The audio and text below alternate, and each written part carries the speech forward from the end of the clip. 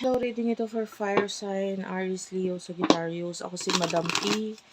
Let's start your reading. Pwede kang magpa-personal reading sa akin sa Madam Space P, Space patik sa dulo. Yan yung Facebook page namin. Pwede ka dyan mag-inquire ng personal reading.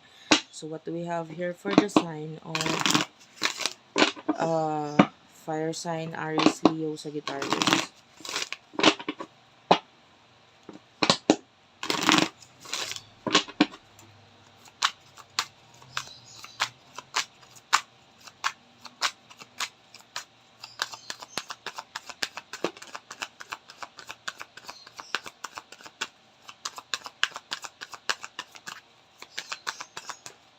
Take only what resonates. Pa-comment na lang dyan sa baba. Kahit heart, smileys, malaking bagay yun sa akin. You do have your poverty and bad health.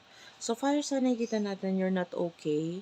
Pwede ngayon nakakaranas ka ng mga problem, emotional problem, o ano man yan.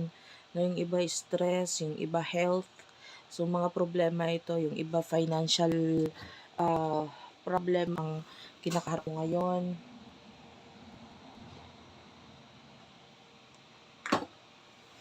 Kaya lang with the mature woman, nakikita natin na sinusubukan mo maging malakas, sinusubukan mo maging mature, and huwag masyadong isipin or pakaisipin itong mga bagay na ito. Pero alam mo yun, hindi mo madedeny sa sarili mo na you are facing some kind of problem sa buhay mo na kailangan mo solusyonan eh.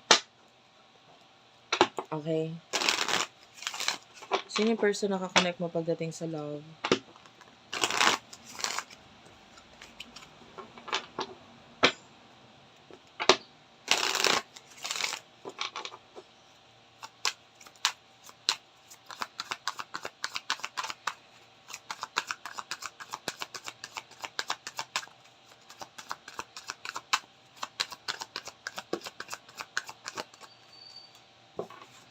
Pagdating sa love, you do have your great fortune, and the imprisonment is also here.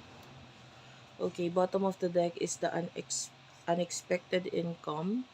Okay, so yung person na kakonect mo, this is a person na parang medyo may mga kinakaharap din siyang problem ngayon. Hindi lang ikaw, pwedeng ito may kinalaman sa legal kind of problem.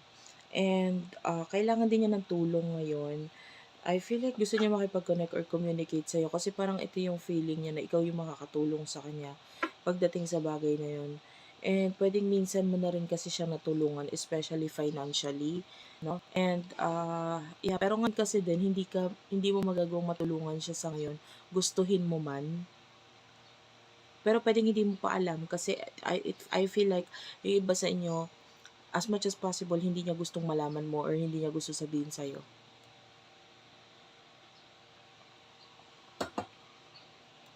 Kumbaga, as much as possible, gusto niya masolusyonan yung problema niya nang siya lang, without the help of you.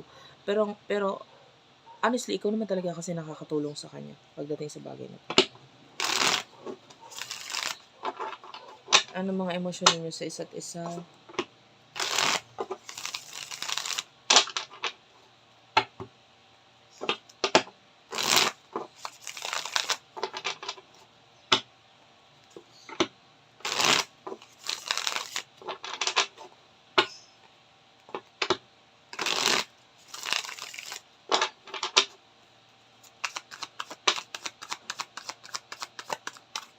Emosyon niyo sa isa't isa.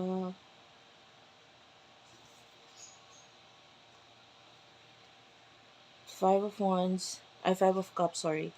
Two of Swords. So, ikaw nalulungkot ka ngayon, nasasaktan ka kasi may separation or pagkakalayo sa inyong dalawa. Minsan na nagkaroon ng partnership, maybe relationship. Yung iba hindi relationship, friendship or partnership lang to. Maybe may kinalaman sa money with the Ten of Pentacles sa inyong dalawa. And this could be in the past. So, minahal mo yung tao, and masakit para sa'yo kung ano man yung nangyayari sa inyong separation ngayon. Pero wala ka naman din magawa dito. At saka meron kang mga problema ngayon na parang, eto muna kasi yung focus mo, diba? And hindi ka emotionally okay. In a way na kailangan mo munang ayusin yung buhay mo, yung sitwasyon mo, parang ganun. Anyway, anong emotion niya para sa'yo?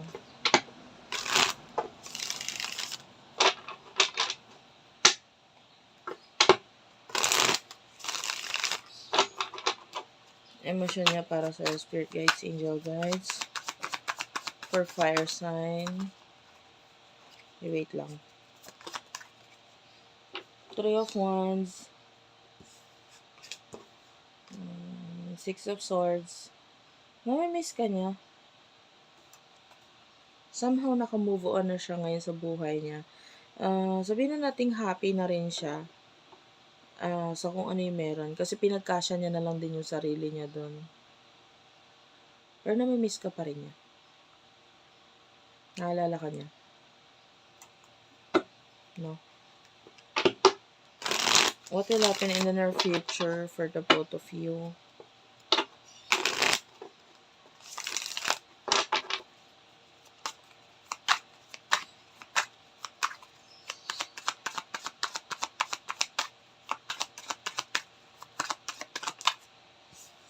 And you have here the 4 of Cups.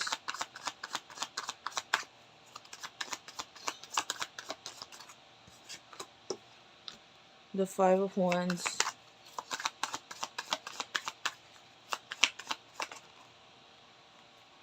Nine of Swords, 8 of Swords is here. Ace of Pentacles. Taurus Virgo. Well,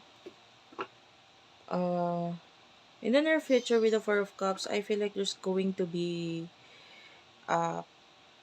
parang problem with regard sa reconciliation. With the 5 of Wands, nakakita tayo ng pag-aaway or pagkakagulo dito.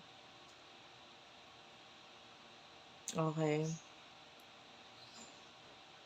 Medyo magkakaroon ng pagka-stuck na energy itong person na to in the future. And with the 9 of Swords, medyo siya yung mamumblema or masasaktan dito. So, I feel like there's a possibility ng new beginning para sa side ninyo pareho. Pero ito new beginning nito, pareho kayong magigising sa katotohanan regarding sa connection ninyo. Okay? So, with the 4 of Cups, so parang, itong connection na ito, there's a possibility of reconciliation. So, yung reconciliation sa inyong dalawa, possible naman siya, kaya lang, pwedeng hindi maging okay yung pagkikita or pag-uusap na yun kasi pwede may kaguluhan na mangyari. But I feel like mas more on maaapektuhan ay siya dito kaysa sa'yo. Okay, nandun yung kalungkutan sa'yo but you're not really that affected kumpara sa kanya. Okay? So thank you for watching. I love you all and bye-bye.